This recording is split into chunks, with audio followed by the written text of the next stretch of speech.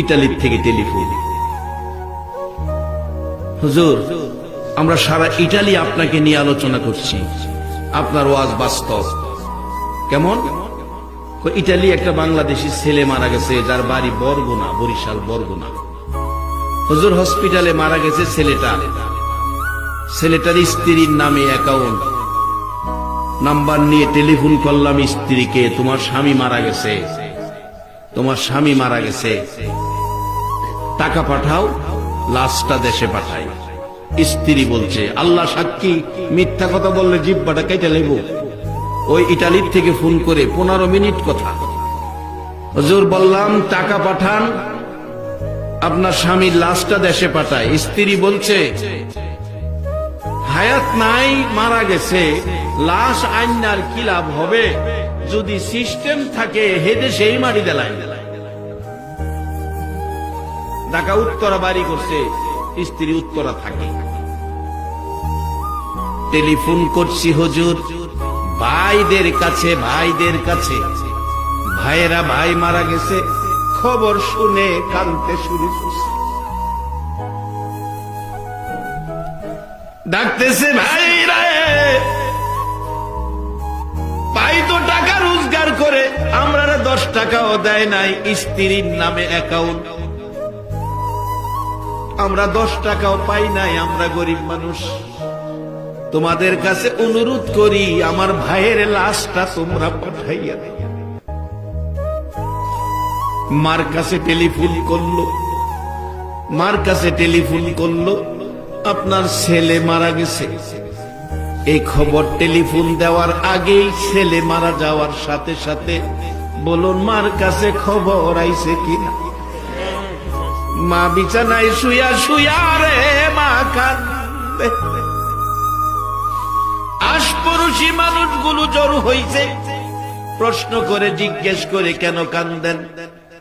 দরদি মা জবাব দেয়, জানি না কেন কান্দি, একটা কথাই জানি, কেন জানি আমার কলিজায় আগুন লাগছে। বলুন দেশে হোক আর বিদেশে হোক, সন্তান যদি কোনো বিপদ অ্যাক্সিডেন্টে পড়ে, দুনিয়ার কেউ জানে না, বলুন খবর আগে জানে কে? আরে মা বাবার কথা মতো যেজন চলে না, বলুন মা বাবার কথা মতো যেজন চলে না, আল্লাহ নবীজির দয়া তারা পাবি না। আইরে আল্লাহ নবীজির। মা বাবাকে দুঃখ দিলে নামাজ রোজা যাই বিফলে, মা বাবাকে দুঃখ দিলে নামাজ রোজা যাই বিফলে, মার কলিজায় আঘাত দিলে খোদা সহে না, মার কলিজায় আঘাত দিলে খোদা সহে না, আল্লাহ নবীজির দয়া তারা পাবি না। আইরে আল্লাহ নবীজির দয়া। মা খবর পেয়ে গেল, কলিজায় আগুন জ্বলল। টেলিফোন করছে ছেলেটা মার কাছে, শোনা যায় মা বিনায়া বিনায়া কান্দে। ছেলেটা বলেন, হুজুর প্রশ্ন করলাম কাঁদতেছেন কেন? একটা খবর শোনানোর জন্য টেলিফোন করেছি। মা জবাব দিচ্ছে, কি খবর শোনাইবি রে? খবরের আগেই দিয়ে আমার কলিজায় আগুন জ্বলতেছে। খবর শোনার আগে যার কলিজায় আগুন জ্বলে গো, বলুন এই মানুষটাকে। এই মা বাবারে যদি কেউ মশা কামড় দেওয়ার ব্যথা দিয়া থাকো, মনে রেখো নামাজ রোজাই তোমার কাজ হবে না। বহুত নামাজি রোজাদার আমলদার জাহান্নামে যাইব, কোরআন বলছে। আমিলাতুন নাসিবাতুন তাসলা নারান হামিয়া। মা ডাকতেছে, এরে বাবা আমি তো কান্না থামাইতে পারতেছি না, টেলিফোন করে কি বলবি বল। মাগো আপনার ছেলে মারা গেছে, এবার বলুন মার কান্না বাড়ছে না কমছে? তাই তো কবি বলছে, মায়ের কান্দন যাবজ্জীবন,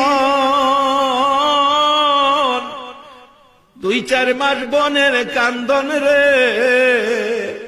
ঘরের পরিবারের কান্দন কয়েকদিন পর থাকে না।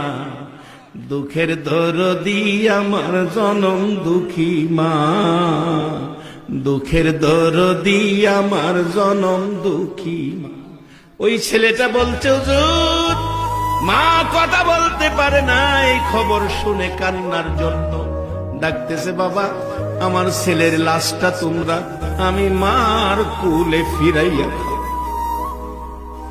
যেইভাবে ছোটকালে প্রস্রাব পায়খানা করছে, নাকে দুর্গন্ধ লাগে নাই, আমি মা আমার ছেলের মৃত লাশটা পৌঁছাইয়া দাও, আমি এই দুর্গন্ধযুক্ত লাশটা আমি মা কোলে লইয়া কলিজা ঠান্ডা করি। অনুরোধ করি, আমি মার কাছে পয়সা নাই, তোমাদের কাছে ভিক্ষা চাই, ভিক্ষা চাই, আমার ছেলের মৃত দেহ লাশটা আমি মার কাছে ফিরাইয়া দাও। হুজুর মায়ের কান্না শুনে আমাদের সহ্য হয় নাই, আমরা বাংলাদেশিরা সব